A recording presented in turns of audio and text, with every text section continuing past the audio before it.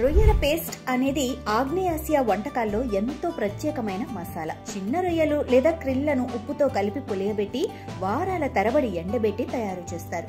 ఈ పేస్ట్ కు వాసన, ఘాటు, రుచి బలంగా ఉంటుంది. కొంచెం చిటికెడు వేసిన వంటకానికి వేరే లెవెల్ టేస్ట్ యాడ్ అవుతుంది. ఇండోనేషియా, మలేషియా, థాయిలాండ్, వియత్నాం వంటి దేశాల్లో ఇది కూరల్లో, సూపుల్లో, సాంబార్లో తప్పనిసరిగా వాడతారు. ఇది తడి పేస్ట్ రూపంలో కానీ పొడి ముక్కలుగా కానీ లభిస్తుంది. ఈ పేస్ట్ లో ఉప్పు, ఉమ్మ, పులుపు అన్ని బలంగా ఉంటాయి. అందుకే కేవలం చిన్న మొత్తంలో వేసిన అన్ని రుచులు ఒక్కసారిగా ఉప్పొంగిపోతాయి. మన దేశంలో దీని వాడకం లేని కొత్త టేస్ట్ అయినా ఇది మన మత్స్యకారులకి బంగారు అవకాశంగా మారవచ్చు. మార్కెట్ లో అమ్మలేని చిన్న రొయ్యల్ని ఇలా పేస్ట్ గా మార్చడం ద్వారా విలువ పెరుగుతుంది. ఫెర్మెంటెడ్ సీ ఫుడ్ లైన్ లో ఇది ఒక స్టార్ట్అప్ ఛాన్స్ కూడా కావచ్చు. తీర ప్రాంత సంపదను ఇలా కొత్త కోణంలో చూడటం, వాణిజ్యంగా మార్చుకోవటం మన చేతిలోనే ఉంది.